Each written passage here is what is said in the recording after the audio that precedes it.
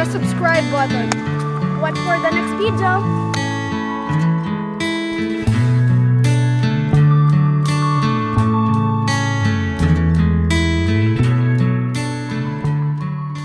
10 ways to control high blood pressure without medication. By making these 10 lifestyle changes, you can lower your blood pressure and reduce your risk of heart disease. By Mayo Clinic staff. If you've been diagnosed with high blood pressure, you might be worried about taking medication to bring your numbers down.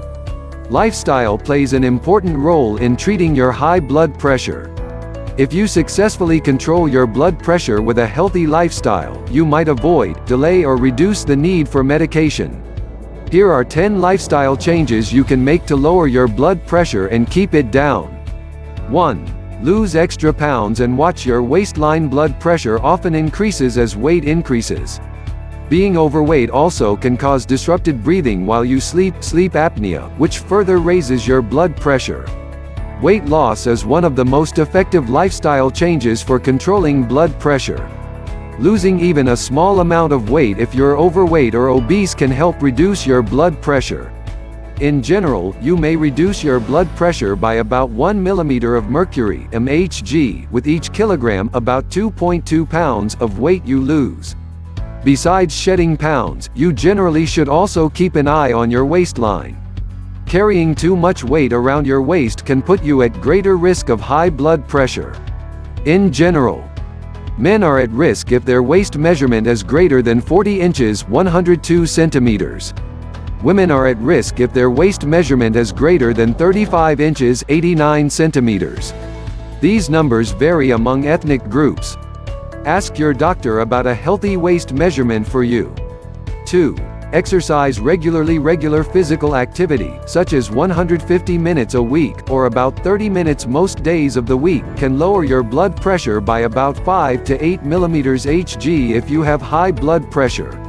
It's important to be consistent because if you stop exercising, your blood pressure can rise again. If you have elevated blood pressure, exercise can help you avoid developing hypertension. If you already have hypertension, regular physical activity can bring your blood pressure down to safer levels. Some examples of aerobic exercise you may try to lower blood pressure include walking, jogging, cycling, swimming or dancing. You can also try high-intensity interval training, which involves alternating short bursts of intense activity with subsequent recovery periods of lighter activity. Strength training also can help reduce blood pressure. Aim to include strength training exercises at least 2 days a week. Talk to your doctor about developing an exercise program. 3. Eat a healthy diet. Eating a diet that is rich in whole grains, fruits, vegetables and low-fat dairy products and skimps on saturated fat and cholesterol can lower your blood pressure by up to 11 mmHg if you have high blood pressure. This eating plan is known as the Dietary Approaches to Stop Hypertension diet. It isn't easy to change your eating habits, but with these tips, you can adopt a healthy diet. Keep a food diary. Writing down what you eat, even for just a week, can shed surprising light on your true eating habits. Monitor what you eat, how much, when and why. Consider boosting potassium. Potassium can lessen the effects of sodium on blood pressure. The best source of potassium is food, such as fruits and vegetables, rather than supplements. Talk to your doctor about the potassium level that's best for you. Be a smart shopper. Read food labels when you shop and stick to your healthy eating plan when you're dining out too. 4. Reduce sodium in your diet. Even a small reduction in the sodium in your diet can improve your heart health and reduce blood pressure by about 5 to 6 mmHg if you have high blood pressure. The effect of sodium intake on blood pressure varies among groups of people. In general, limit sodium to 2,300 mg/mg a day or less. However, a lower sodium intake, 1,500 mg a day or less, is ideal for most adults. To decrease sodium in your diet, consider these tips. Read food labels. If possible, choose low-sodium alternatives of the foods and beverages you normally buy. Eat fewer processed foods. Only a small amount of sodium occurs naturally in foods. Most sodium is added during processing. Don't add salt. Just 1 level teaspoon of salt has 2,300 milligrams of sodium. Use herbs or spices to add flavor to your food. Ease into it. If you don't feel you can drastically reduce the sodium in your diet suddenly, cut back gradually. Your palate will adjust over time. 5. Limit the amount of alcohol you drink. Alcohol can be both good and bad for your health. By drinking alcohol only in moderation, generally 1 drink a day for women, or 2 a day for men, you can potentially lower your blood pressure by about 4 mm Hg. 1 drink equals 12 ounces of beer, 5 ounces of wine or 1.5 ounces of 80 proof liquor. But that protective effect is lost if you drink too much alcohol. Drinking more than moderate amounts of alcohol can actually raise blood pressure by several points. It can also reduce the effectiveness of blood pressure medications. 6. Quit smoking. Each cigarette you smoke increases your blood pressure for many minutes after you finish. Stopping smoking helps your blood pressure return to normal. Quitting smoking can reduce your risk of heart disease and improve your overall health.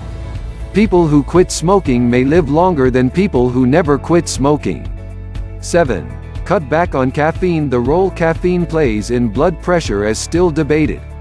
Caffeine can raise blood pressure up to 10 mm Hg in people who rarely consume it. But people who drink coffee regularly may experience little or no effect on their blood pressure. Although the long-term effects of caffeine on blood pressure aren't clear, it's possible blood pressure may slightly increase. To see if caffeine raises your blood pressure, check your pressure within 30 minutes of drinking a caffeinated beverage. If your blood pressure increases by 5 to 10 mm Hg, you may be sensitive to the blood pressure raising effects of caffeine. Talk to your doctor about the effects of caffeine on your blood pressure. 8. Reduce your stress. Chronic stress may contribute to high blood pressure. More research is needed to determine the effects of chronic stress on blood pressure. Occasional stress also can contribute to high blood pressure if you react to stress by eating unhealthy food, drinking alcohol or smoking. Take some time to think about what causes you to feel stressed, such as work, family, finances or illness. Once you know what's causing your stress, consider how you can eliminate or reduce stress. If you can't eliminate all of your stressors, you can at least cope with them in a healthier way. Try to change your expectations. For example, plan your day and focus on your priorities.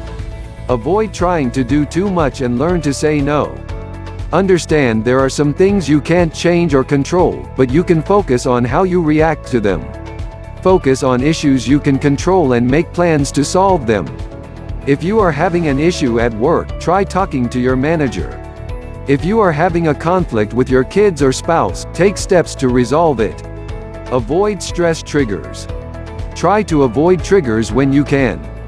For example, if rush hour traffic on the way to work causes stress, try leaving earlier in the morning, or take public transportation. Avoid people who cause you stress if possible. Make time to relax and to do activities you enjoy. Take time each day to sit quietly and breathe deeply.